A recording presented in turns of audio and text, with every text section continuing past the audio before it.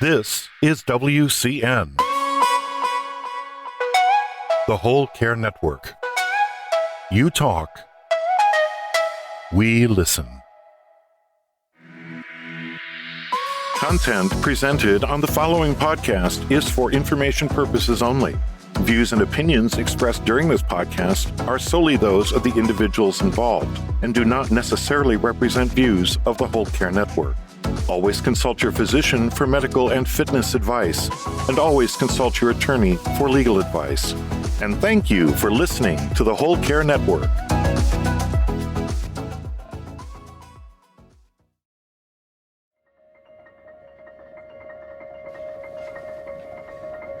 Have you ever met anybody that has caregiving on their bucket list of things to do in life? Beyond caregiving, how do we care? We also have to care for ourselves. How do we treat friends, family, strangers we meet? Forget it. How do we heal? The physical, social, financial, spiritual.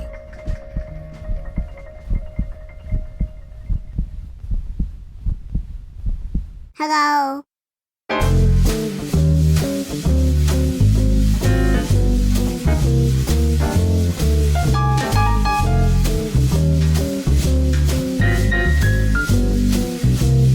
By creating healing ties. Tying it all together like a bow tie. With your host, Christopher McClellan, the bow tie guy. Well, greetings, everyone. It is the bow tie guy, Christopher McClellan, for another episode of Healing Ties 2.0 on the Whole Care Network. As you know, on the Whole Care Network, we are all about story sharing and resources because we believe it's through story sharing where diversity meets the road to collaborate on a common cause.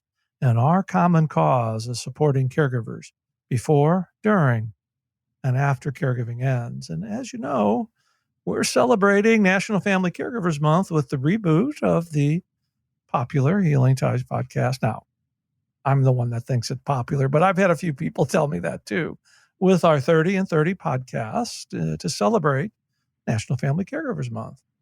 And just as important, the soft launch of our new Whole Care Network website.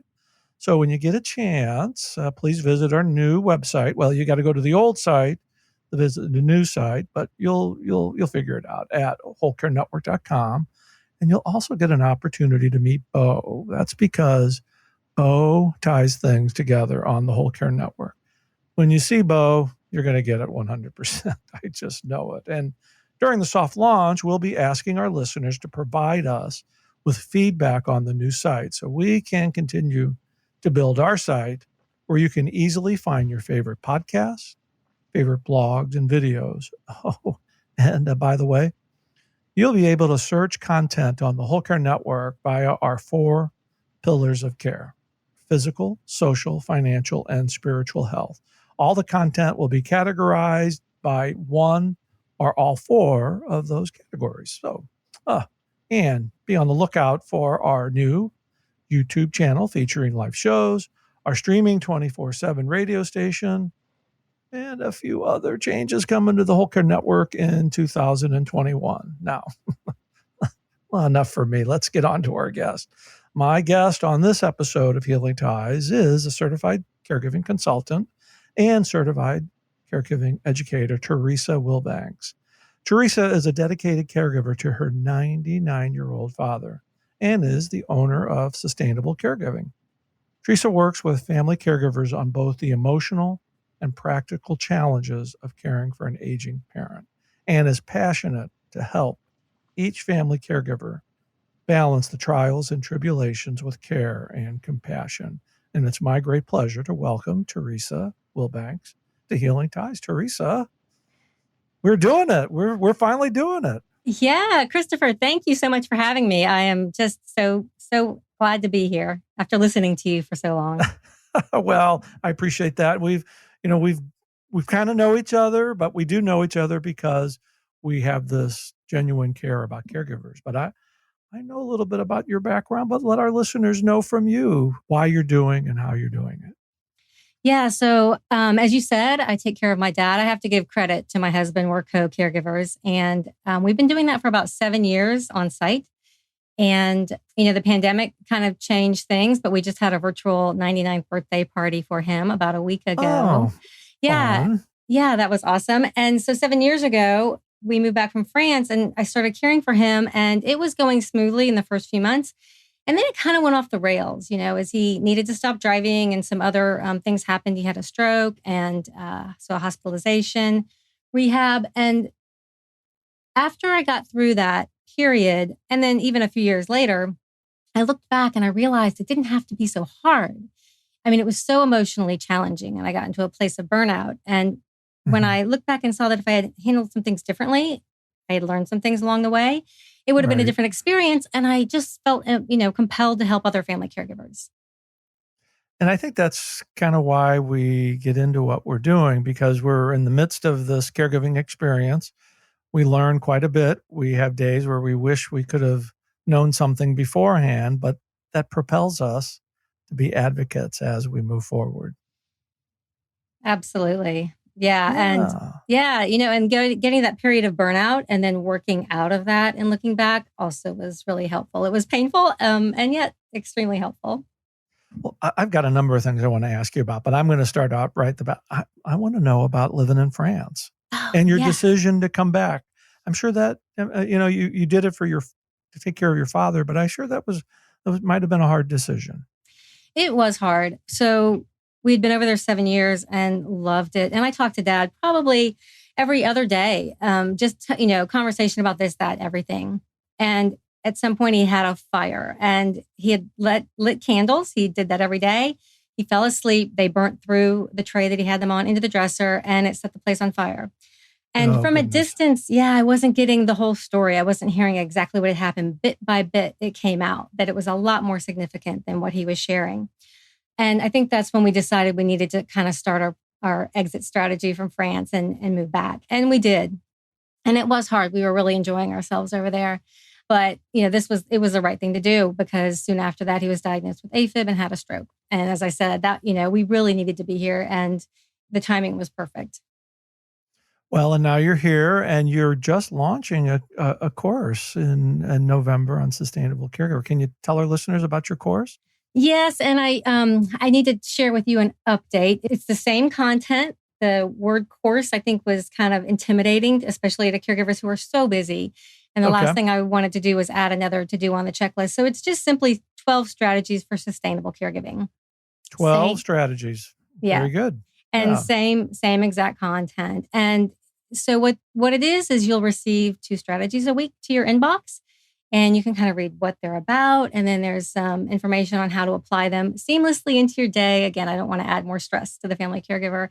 And these are strategies that I delved into bit by bit. I learned, what worked and what didn't. So Mhm. these may or may not work for everybody in every situation, but, if they don't work, you can set them aside and maybe down the road, as caregiving experience changes, something will click and something will work.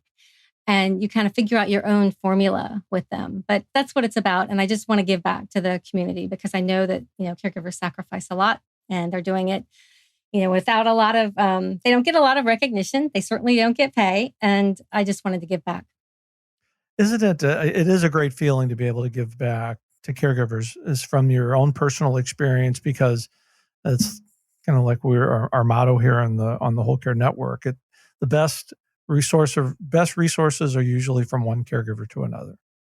Yeah, that's so true. And, I kind of talked this month because it's National Family Caregiver Month about just even listening to another caregiver and validating their experience. And when they feel heard and understood, that from caregiver to caregiver, I have this Mhm. dream that we have an opportunity to maybe set each other up with like a peer caregiver counseling type situation, because just being able to talk to somebody maybe once a week or once every other week who gets it and understands would Mhm. be fantastic. I could see that developing across the country, just, friendly conversations between caregivers.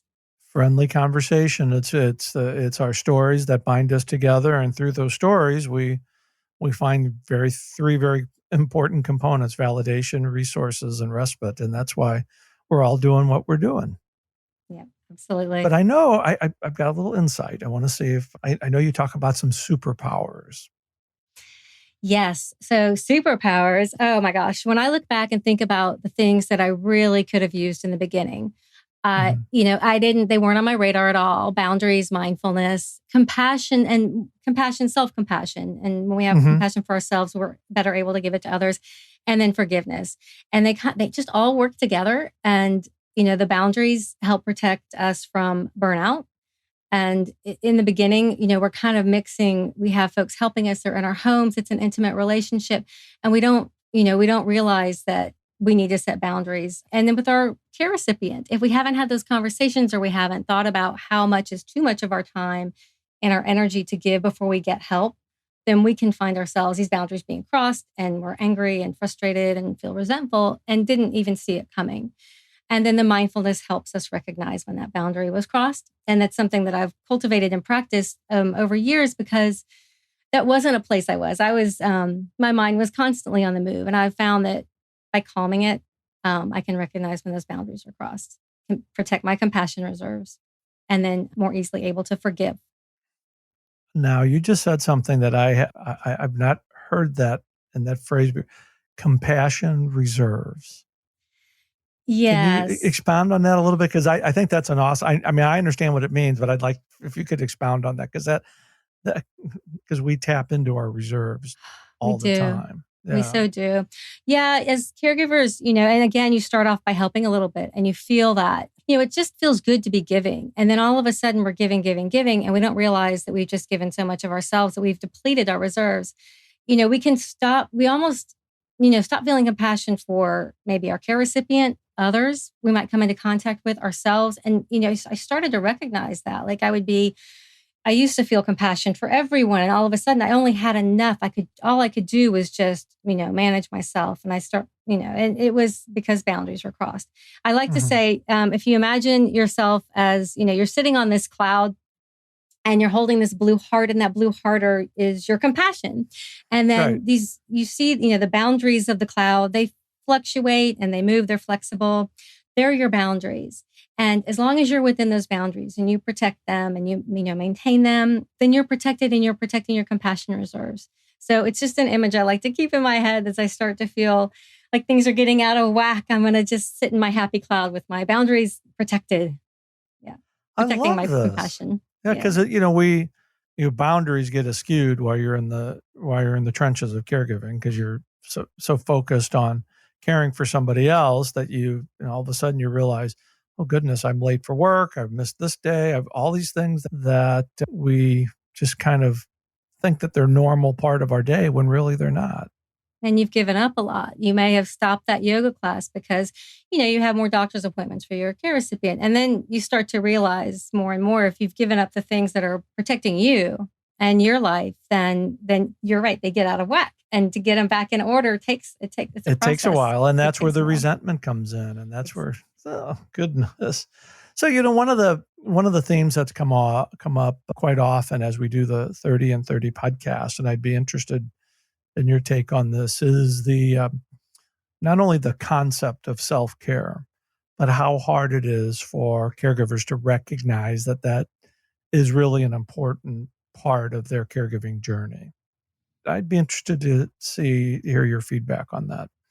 Yes, you're exactly right. Because as you well know, we are giving up, more and more of our time and it feels good and it feels right. And then all of a sudden we realize we've given up everything.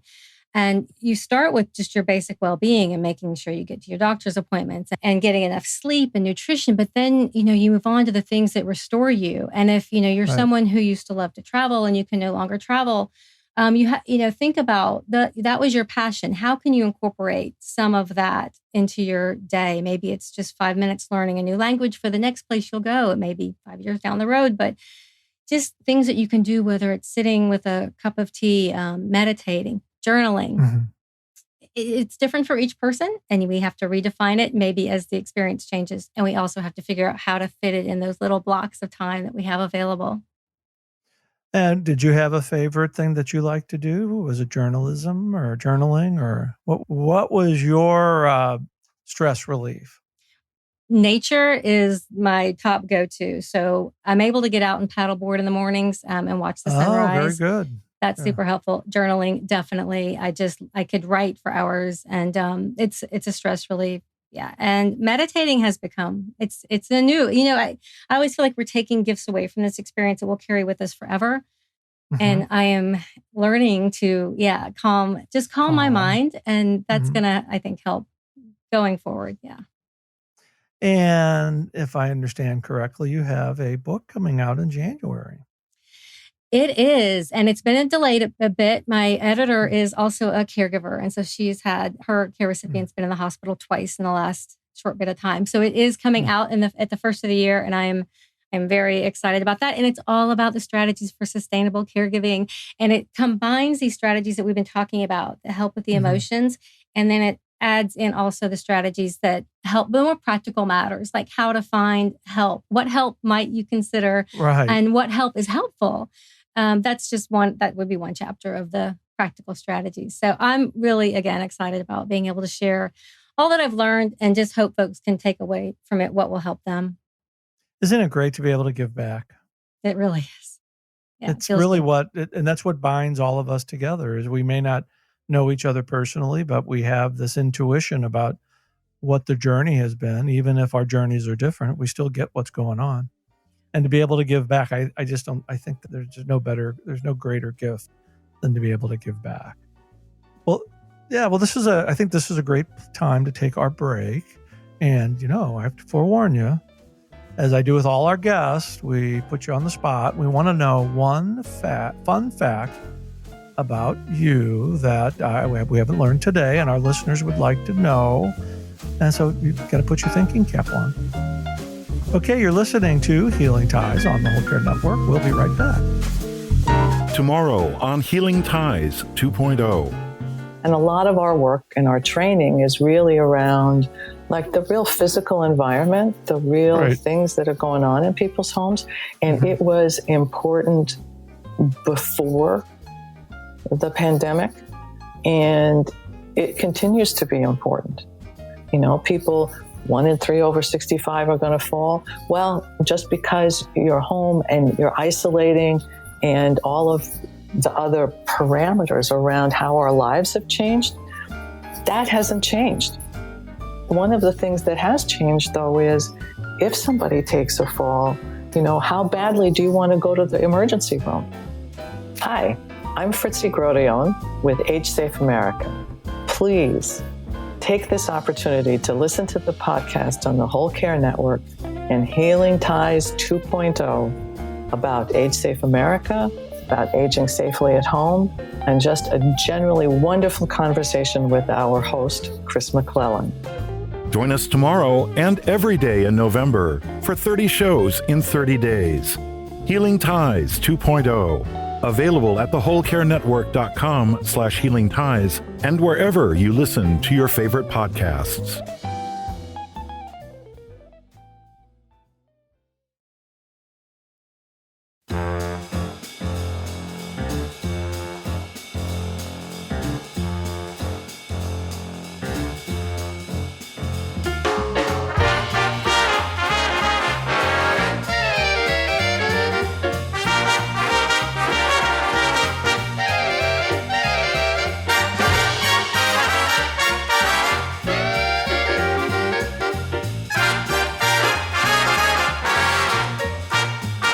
Well, welcome back, everybody. And we are continuing our delightful conversation with Theresa Wilbanks. And Theresa, as you know, it's been standard procedure here on our 30 and 30 reboot of Healing Ties that we ask our guest one fun fact that you'd like to share with our audience.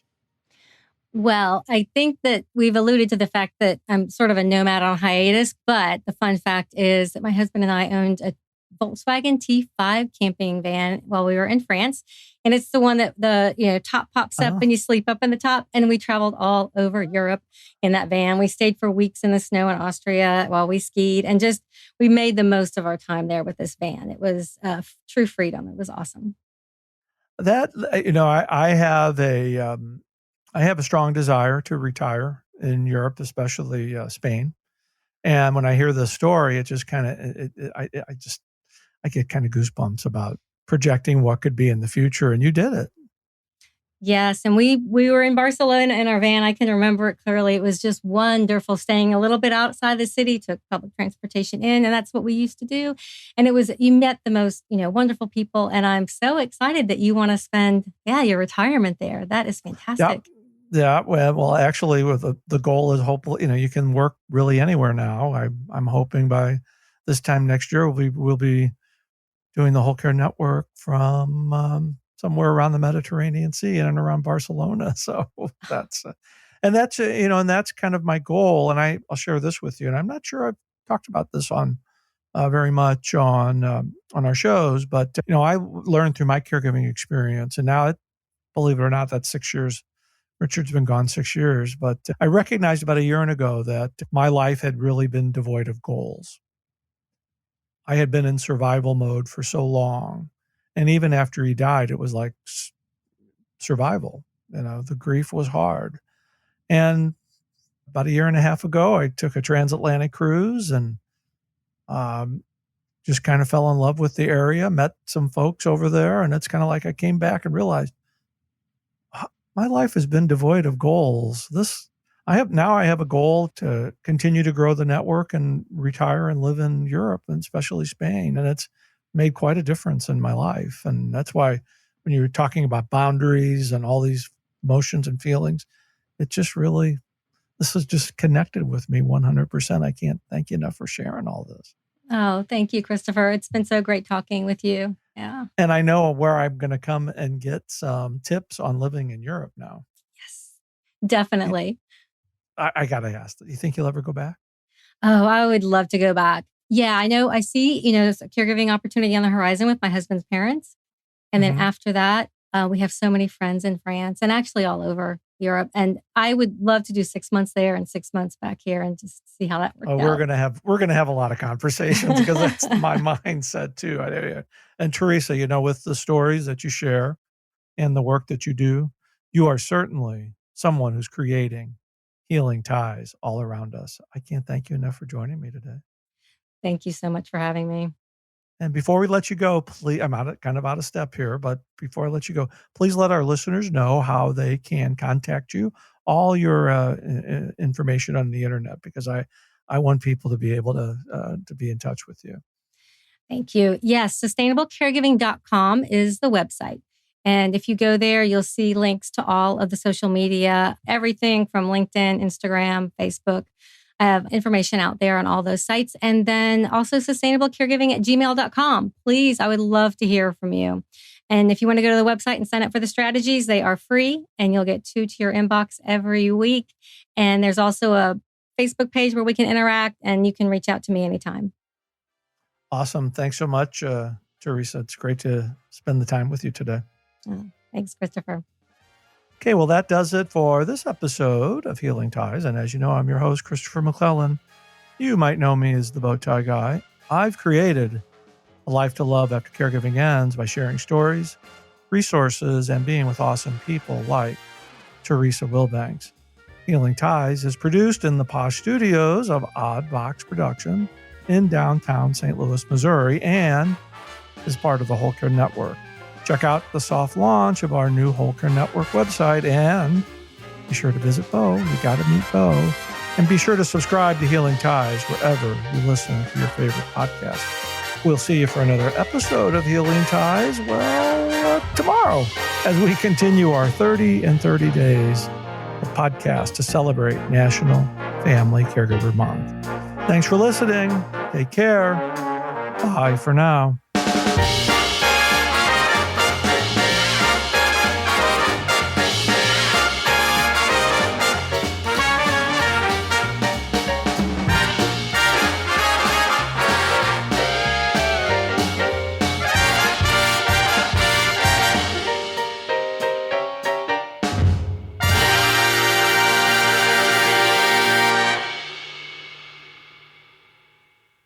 Ciao. This is WCN, the Whole Care Network. You talk, we listen.